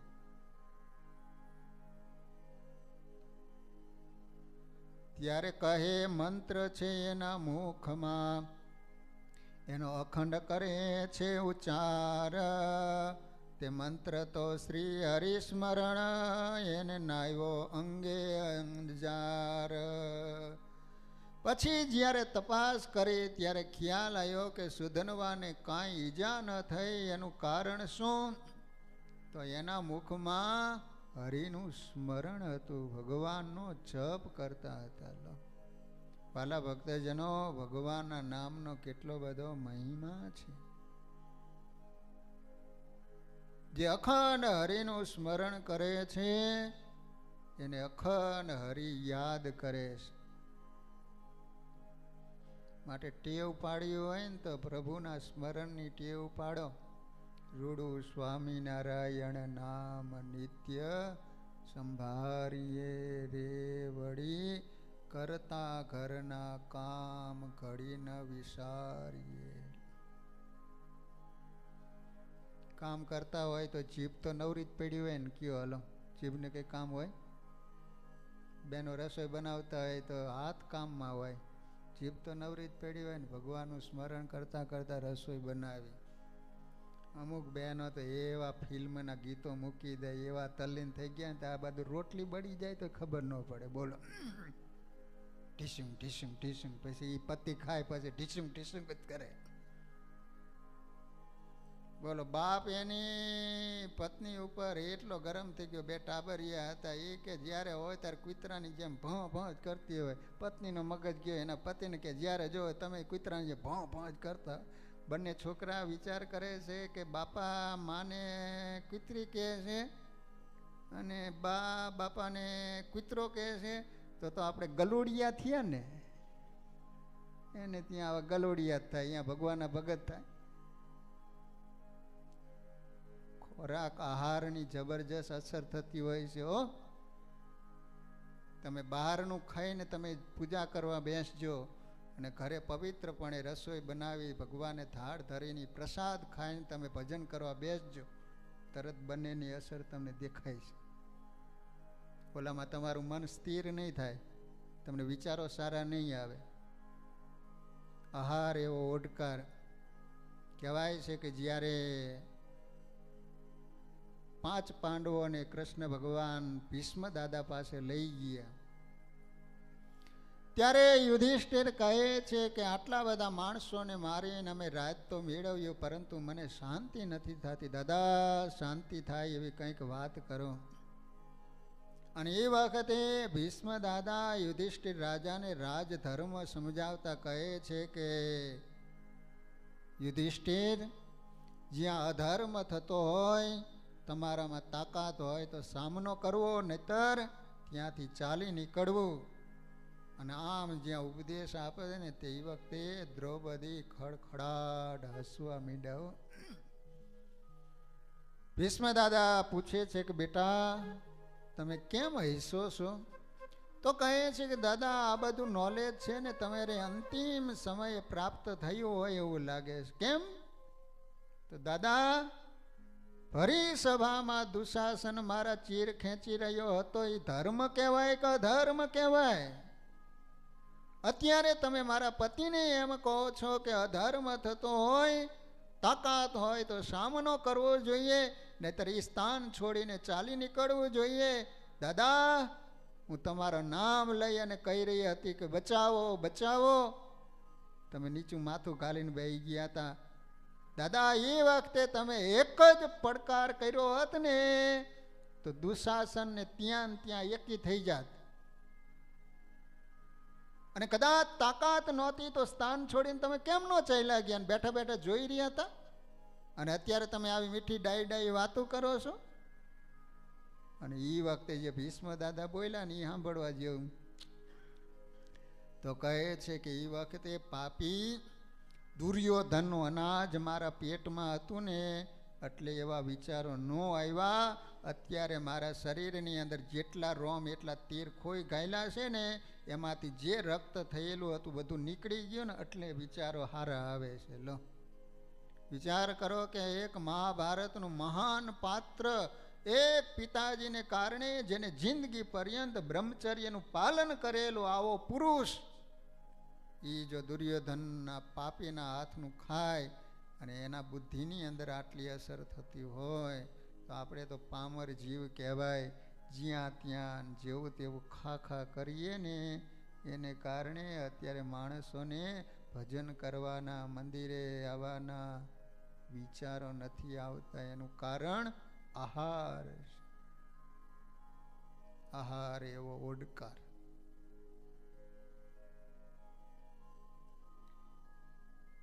ત્યારે કહે મંત્ર છે એના મુખમાં, એનો અખંડ કરે છે ઉચ્ચાર. તે મંત્ર તો શ્રી હરિસ્મરણ એને નાયો અંગે હજાર. સાચો ભક્ત શ્રી કૃષ્ણે જાણીને કરી કષ્ટમાય તેની સાય. ખરી પડે નવ ખમી શકે દુઃખદાસનું મન માય. પડપડની પીડા હરવા હરિજન પાસે રહે. વણ વિશ્વાસી એ વાતને લેશ માત્ર પણ નવ લે. રાત દિવસ રક્ષા કરે નિજ ભક્તની ભગવાન. મીટે થકી તે મૂકે નહીં નિશ્ચય નાથજી નિદાન. નિષ્કુળાનંદ સ્વામી કહે છે કે રાત દિવસ રક્ષા કરે નિજ ભક્તની ભગવાન. પોતાના ભક્તની રાત દિવસ ભગવાન રક્ષા કરે છે. મીટ થકી મૂકે નહીં નિશ્ચય નાથજી નિદાન. એક મીટ જેટલો પણ દૂર ભગવાનને પોતાના ભક્તને દૂર મૂકતા નથી. જનક જનની નિજ જનના સાચા શ્રી હરિ કહેવાય. એ હેત જેવું કરે જીવને તેવું બીજે કહો કેમ થાય. અદ્ભુત લખે છે નિષ્કુળાનંદ સ્વામી. ઓ ભગવાન જેવું જીવને હેત કરે છે ને એવું બીજે કહો કેમ થાય. માટે વાલા ભક્તજનો, આપણે સૌ બહુ જ ભાગ્યશાળી છીએ કે આવા દયાળુ સ્વામિનારાયણ ભગવાન મળ્યા. ખુદ સ્વામિનારાયણ ભગવાને સ્થાપેલો મૂળ સંપ્રદાય વિશ્વનું પ્રથમ મંદિર બનાવ્યું હોય તો એ કાલુપુર શ્રી સ્વામિનારાયણ મંદિર છે. જેમાં ભગવાને મહાપ્રતાપી શ્રી નરનારાયણ દેવ બાથમાં લઈ અને પધરાવી આપ્યા. આપણે ભાગ્યશાળી કે એ દેશ નીચે એ દેવની નિશ્રામાં આપણે સૌ ભગવાનનું ભજન કરીએ છીએ. સ્વયં ભગવાને પોતાના સ્થાન ઉપર આરૂઢ કરેલા એ આચાર્ય પરંપરા આપણ સૌને પ્રાપ્ત થઈ છે. એમના સંતો ભક્તો એની મધ્યમાં આપણને રહેવાનું ભગવાને સુંદર મજાનો અવસર આપ્યો છે. માટે વાલા ભક્તજનો, આ બધું છોડીને બીજે ક્યાંય જવાના કોઈ દી મનમાં વિચારો કરતા નહીં. કેટલી ભગવાનની દયા છે, પરંતુ ઘણીવાર માણસ જાય તે દુઃખને નોતરું આપતો હોય છે. ખોતરીને માણસ દુઃખ ઊભા કરતો હોય છે. એક ભાઈને ગોળ જતો દુકાન લેવા માટે ગયો. ગોળ આપો જોઈએ, મારે લેવો છે. તો ઓલા એક કાંકરી આપીને કીધું કે જોઈ લો. તે ઓલો હાથમાં લઈને, ઉનાળાનો સમય છે તે બહુ ગરમીને કારણે આમ હાથમાં લઈને આમ ચોયડ્યો. છે કે ગોળ છે ને ચીકણો બહુ છે, ચીકણો બહુ છે. તો ઓલો દુકાનવાળો કે ચીકણો નહોતો પણ તે ચોળીને ચીકણો કર્યો. એમાં સત્સંગમાં કોઈ પણ પ્રકારનું દુઃખ છે જ નહીં, આપણે ખોતરીને ઊભું ન કરીએ તો. બાકી તો સુખ સુખ અને સુખ જ છે. કઈ વાતની કમી રાખી તો મને તમે કહો.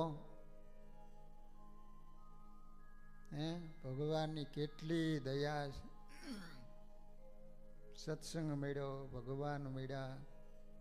દેશને છોડીને કેનેડામાં આવ્યા તો એ ભગવાને ઘરના ઘર બનાવી દીધા, ઘરની કાર છે, કરોડપતિ બનાવ્યા છે. કોઈ પણ પ્રકારનું દુઃખ છે કયો છે, કોઈ વાતની કમી નથી. પણ હવે આપણે સ્વભાવને છોડીને જો ભગવાનનું ભજન કરીએ તો આ સત્સંગનું સુખ આવે. જો સ્વભાવને છોડશું નહીં, સત્સંગમાં આવશું તો એ સ્વભાવ લઈને ફેરા કરશું તો પછી તમને આ સત્સંગનું સુખ નહીં આવે. માટે વાલા ભક્તજનો, આ સત્સંગમાં તો કાયમને માટે દાસનો દાસ થઈને રહેવું. દાસી થઈ તું રેજે દીન દયાળની, નીચે ટેલ મળે તો માને મોટા ભાગ્ય. જો ભવ બ્રહ્માદિકને નિશ્ચય મળતી નથી, પુરુષોત્તમ પાસે બેઠાની જાગજો. મુક્તાનંદ સ્વામી એની બહેનને કહે છે, એના બેન હતા ને ધનબાઈ, તે મુક્તાનંદ સ્વામી સાધુ થઈ ગયા. આમથી સહજ ભાઈ બહેનનો નાતો તો કંઈક અલગ જ છે ને. તો બેનને સમાચાર મળ્યા કે ભાઈ સાધુ થઈ ગયો. તો ધનબાઈ મુક્તાનંદ સ્વામીને મળવા માટે આવ્યા. ગઢપુર આવી અને કહે છે કે મારે મારા ભાઈને મળવું છે એમ. તો કે તમે તેમ ડાયરેક્ટ ન મળી શકો એમ. મુક્તાનંદ સ્વામીને વાત કરી કે સ્વામી તમારા બેન આવ્યા છે અને તમને મળવાની વાત કરે છે. તો એ વખતે મુક્તાનંદ સ્વામીએ 4 પદ લખી અને એને બેનને આપ્યા કે બેન, જો તારે ભગવાનને રાજી કરવા હોય ને તો આ જે પદ લખીને આપ્યા છે ને એ રીતે તું જિંદગી જીવીશ ને તો તારી ઉપર સ્વામિનારાયણ ભગવાન ખૂબ રાજી થશે હો. અને મુક્તાનંદ સ્વામી લખ્યું, સાંભળ બેની હરી રીજાની રીતડી, મોહન વરને માન સંગાથે વેરજો. ભગવાનને મોટામાં મોટું વેર હોય ને તો માન આયરે છે. અને માન છે ને બાપા માણાને મારી નાખે હો. ઓલા ગાંધીનગરના પૂજ્ય હરિકેશવ સ્વામી કહેતા, એ કે પશુને તમારે રાજી કરવું હોય ને તો ખાણ આપવું. ઘણી વાર ડોબા હે ને દોવા ન દે તો બેનો શું એને ખાણ ખાવા માટે આવે. તો મારો રાજી થઈને પહારો છોડે, બોલો દોવા દે એને. તો પશુને રાજી કરવું હોય ને તો ખાણ આપવાનું, માણાને રાજી કરવું હોય ને તો માન આપણ તૂટી મરે. તમારે તૂટી મરે હો. તમે જોઈજો, ઓલો ગાડામાં ભોર ભરેલો હોય ને ઢાર આવે ને તો ચડી ન શકે, પણ ઓલો ખેડૂત હોય એને ખબર હોય તો બળદ હોય ને એના ઉપર હાથ ફેરે ને બાપો બાપો કરે ને ભલે તૂટી જાય પરંતુ ગાડું ઢાર ચડાવી દે. વિચાર કરો, પશુને પણ માન કેટલું વાલું લાગે. એમ ભક્તજનો, માન છે ને એ એક સૂક્ષ્મમાં સૂક્ષ્મ નામનો દોષ કહેવાય છે, શત્રુ કહેવાય છે, કે શાયદ આપણી અંદર હોય ને તો એ આપણને દેખાય જ નહીં. બોલો, માન એવું છે ને, બીજા બધા દોષ હોય તો આપણને ખબર પડી જાય. કામ આવ્યો હોય તો તરત ખબર પડી જાય કે આપણામાં કામ આવ્યો હશે. ક્રોધ આવે તો માણસને ખબર પડી જાય કે આનામાં ક્રોધ આવ્યો હશે. બીજા ગમે તે શત્રુ આપણામાં આવે ને દોષ આવે તો માણસને ખબર પડી જાય. પણ આપણામાં માન હોય ને, શત્રુ આપણામાં જ રહેલો હોય ને તોય આપણને ખબર ન પડે. કનક તૈજો કામિની તૈજો, તૈજો ધાતુ કો સંગ, તુલસી લઘુ ભોજન કરી જીવે માન કે રંગ. કદાચ માણસને તમે ખાવા માટે ન આપો ને તો જીવી જાય, માન મળતું હોય તો. બોલો, નીલકંઠ વર્ણી વેશે એક પ્રસંગ બનેલો એવો. એક બાપુ હતા તો જમીનમાં રહે અને 12 મહિને ભોંયરામાંથી એકવાર નીકળે શરદ પૂર્ણિમાએ, તો આખું નગર એને જોવા માટે, દર્શન કરવા માટે ઉમટે હો.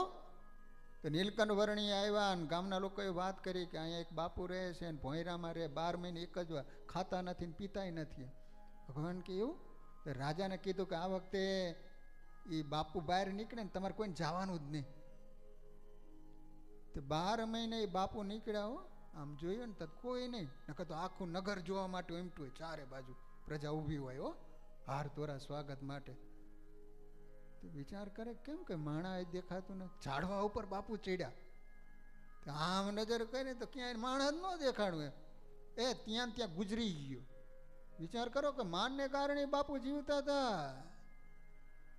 એમ વાલા ભક્તજનો, માનત જી સંતન કે મુખ સે પ્રેમ સુધારસ પીજે ઓ નિષદિન સંત સમાગમ કીજે.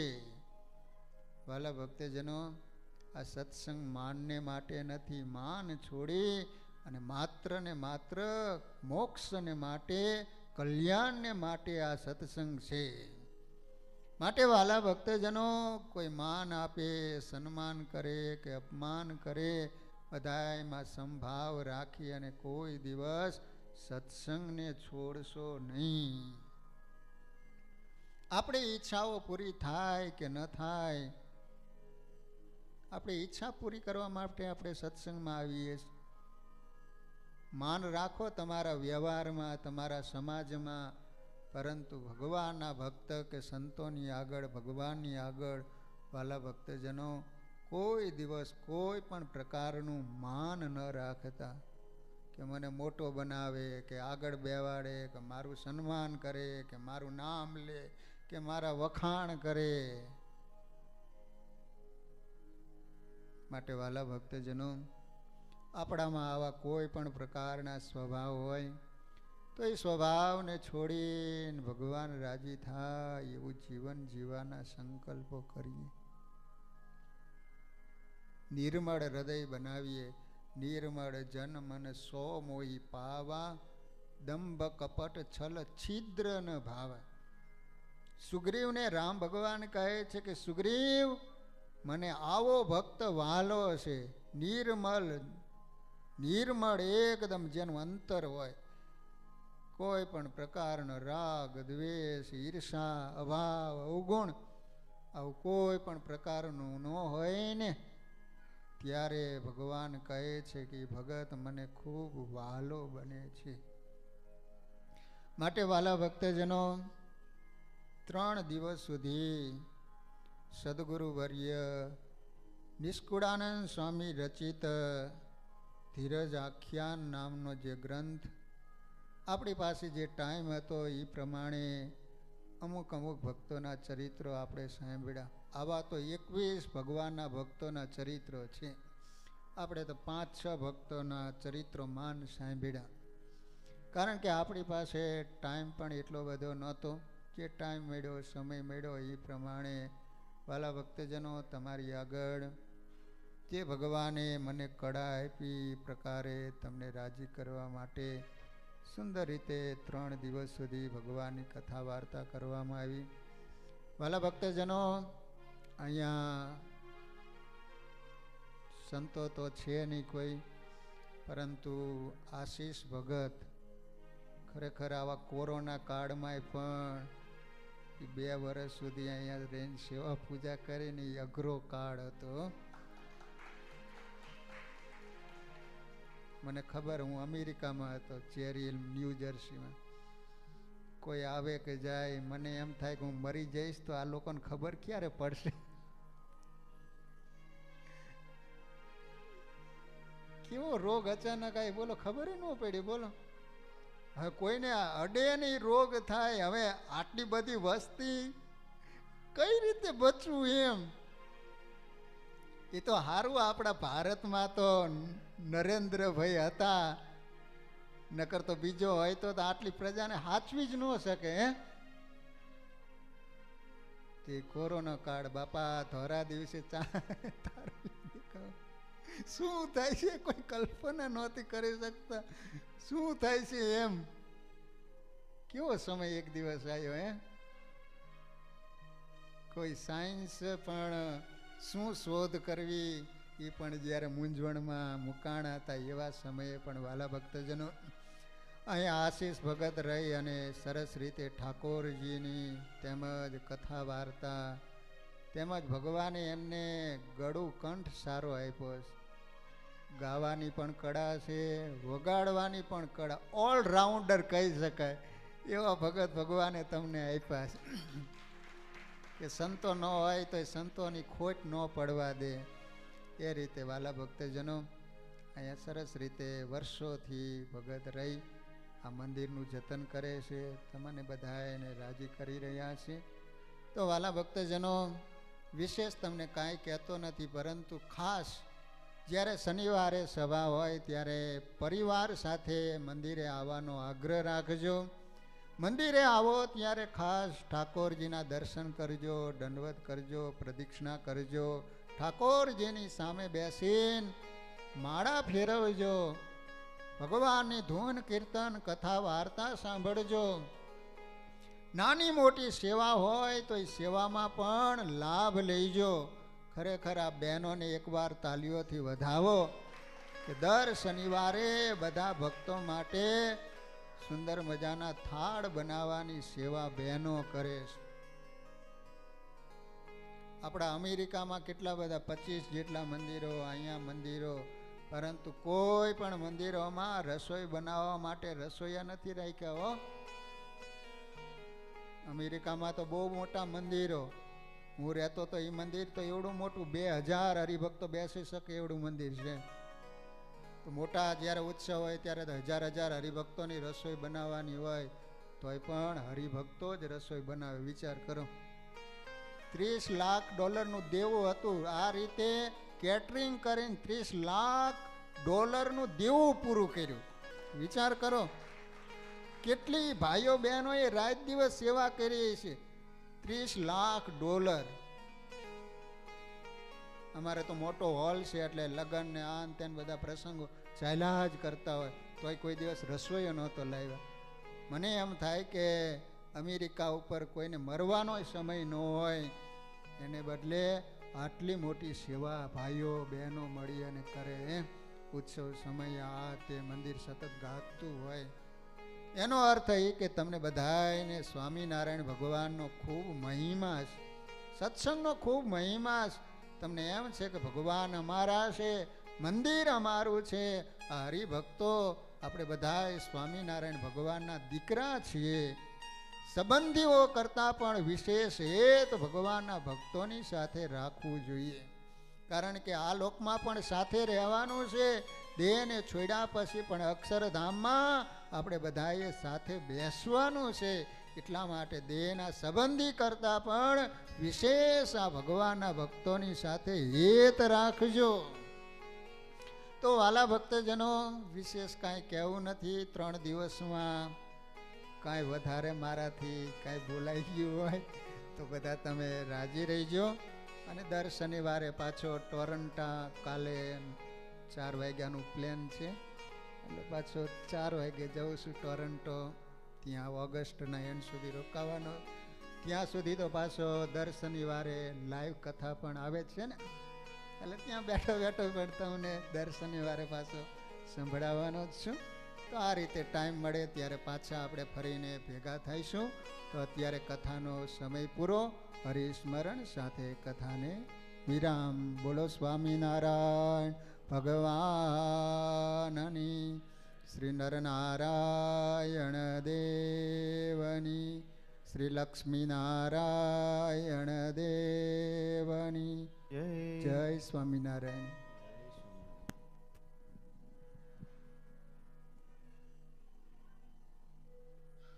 બોલો સ્વામિનારાયણ ભગવાનની. આપણે આજે જે કથા સાંભળી સૌથી પહેલા મોરધ્વજ રાજાની, તો મોરધ્વજ રાજા હતા ને એ પૂર્વમાં કોણ હતા? તમે બધાએ ખબર છે સત્યનારાયણ દેવની કથા સાંભળી તમે બધાએ? એમાં સત્યનારાયણ દેવની કથામાં ખબર પેલો સાધુ નામનો વાણિયો હતો, કથા કરીને પછી સંકલ્પ લીધો ને છોડ્યો નહીં. એ બીજા જન્મમાં છે ને મયુરધ્વજ રાજા થયા. મોરધ્વજ રાજા ઘણા બધા કહે છે, અને નિષ્કુળાનંદ સ્વામી મયુરધ્વજ રાજા. આ જે કથા જે છે એ 3 દિવસની કથા એ એના માટે જ છે કે ભગવાન પ્રત્યે પ્રેમ કેવી રીતના જાગે અને ભગવાનને આપણે સર્વસ્વ કઈ રીતે માનીએ. કે ઘણી વખત એવું થાય કે બધું આપણે કરીએ છીએ, મેં કર્યું, હું કરી શકું એવું બીજું કોઈ કરી નહીં શકે. જ્યારે એવું વાત કરીએ ત્યારે અંબરીશ રાજાની વાત આપણે આવી. અંબરીશ રાજા 24 કલાક ભગવાનનું ભજન કરવું, તો રાજ કોણ કરતું? તો રાજ સુદર્શન ચક્ર કરતું. દાદા ખાચરની વાત કરીએ તો દાદા ખાચર તો ઓલવેઝ મહારાજની જોડે હોય, તો પછી ગઢપુરનું ધ્યાન કોણ રાખતું? તો મહારાજ ધ્યાન રાખતા.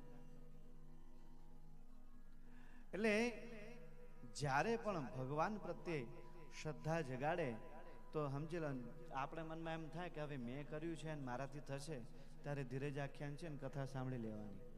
આપણે સ્વામીજીની 3 દિવસની કથા આપણે યુટ્યુબ ચેનલમાં ISSO એડમિન્ટનમાં છે. જ્યારે એમ થાય કે મેં કર્યું,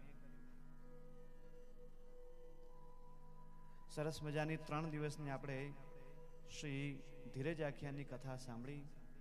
ખૂબ આમ જોઈએ તો 10 વર્ષ એડમિન્ટન મંદિરના થયા, પણ ધીરજ આખ્યાનની કથા છે ને પહેલી વખત અહીંયા થઈ છે. ભાગવત કથા 3 દિવસની થઈ, પછી હનુમાન ચાલીસાની કથા થઈ, સુંદરકાંડની કથા થઈ, સત્સંગી જીવનના પણ કથા થઈ, પણ ધીરજ આખ્યાનની કથા એ ફર્સ્ટ ટાઈમ થઈ છે. તો જીવનમાં પહેલી વખતે આપણે સાંભળી છે આ કથા, તો જીવનમાં ઉતારવી છે. આ સંત હૃદય નવનીત સમાન. સંતનું હૃદય નવનીત સમાન હોય. સંત પરમ હિતકારી જગતમહી સંત પરમ હિતકારી. આ સંતો ગામડે ગામ ફરી, તમે વિચાર કરો, એ ભજન જ કરવું છે એમને, તો પછી ઇન્ડિયા રહીને ભજન કરે તો. પણ આપણા બધા માટે સંતો જે છે એ ગામે ગામે જઈ, શહેરે શહેરે જઈ, અને સુવિધા હોય કે પછી ન હોય એ બધે જ અનુકૂળતા પ્રમાણે રહી અને ભગવાનના ભક્તો ભગવાનને કેવી રીતના પ્રસન્ન કરે અને આ મનુષ્યની અંદર ભક્તિ કઈ રીતે જાગે, તો એ આ સંતો જે છે એ પરોપકારી, પરોપકારાય સતામ વિભૂતય, પરોપકારાય ફલંતી વૃક્ષા, પરોપકારાય વહંતી નદ્ય. નદી જે છે એ વહે છે, પણ ક્યારે પોતે પાણી પીધું? હમણાં સિઝન છે કેરીનું, તો આંબાએ ક્યારે પોતે કેરી ખાધી? પરોપકારાય વહંતી નદ્ય, ગાયે પોતે દૂધ પીધું? એવી રીતના સંતો જે છે એ પરોપકારાય સતામ વિભૂતય, હંમેશા બીજાની માટે જીવતા હોય છે સંતો, ભગવાનને રાજી કરવા અને આ માણસોનું કલ્યાણ કઈ રીતે થાય અને એ માણસ છે ભક્ત કઈ રીતે થાય, એ હંમેશા ઓલવેઝ આ સંતોનો એક જ સંકલ્પ હોય છે કે ભગવાન રાજી થાય અને ભગવાનના ભક્તો એ ભગવાનને પ્રાપ્ત કરે, ભક્તિને પ્રાપ્ત કરે. કાલે આપણે ઘણા બધા ભક્તોનું આપણે નામ લખ્યા હતા, પણ આજે જે રહી ગયા હતા નામ, એનો ફરીથી 5 ભક્તો બીજા 2-3 જણાએ નામ એડ કરાયા છે. તો કેયુરભાઈ પંકજભાઈ પટેલ $5000 સેવા કરી છે, 20 સ્ક્વેર ફૂટની સેવા. પરમ ભક્ત અલ્પેશભાઈ પટેલ એ 4 સ્ક્વેર ફૂટની સેવા કરી છે, $1000. પરમ ભક્ત રવિભાઈ ડોબરિયા, એમણે 2750 11 સ્ક્વેર ફૂટની સેવા કરી છે. પરમ ભક્ત દિનેશભાઈ પટેલ $1000 4 સ્ક્વેર ફૂટની સેવા કરી છે. અને પરમ ભક્ત ભારતીબેન સુધીરભાઈ સોમૈયા 250 1 સ્ક્વેર ફૂટની સેવા કરી છે. તો ઠાકોરજી ખૂબ ખૂબ સુખ્યા કરે. જેને પણ કંઈક સેવા બાકી હોય તો ભગવાનને રાજી કરજો. ગંગા આવી છે તો નહીં લેજો. હવે આપણે આગળ વધીશું. તો આવતા શનિવારની જે કથા છે એ છે જ સત્સંગ જે છે એ 4:30 લઈ અને 7 વાગ્યા સુધી, અને પછી આરતી, થાળ અને પ્રસાદ. જૂન મહિનો આવી ગયો અને જુલાઈ મહિનામાં આવતો મહિનો આપણે પાટોત્સવ છે. તે પાટોત્સવમાં 10 તારીખથી લઈ અને 14 તારીખ એ 9મો પાટોત્સવ જે છે એ ધામધૂમથી આપણે ઉજવવાનું છે. 5 દિવસ સંતોનો આશ્રય રહેશે અને 1-2 દિવસમાં વાતે કરી દઈશું તો સ્વામીજી પુનઃ પાછા આપણે 9મા પાટોત્સવમાં પધારશે. સ્વામીજી વાત કરીશું આગળ.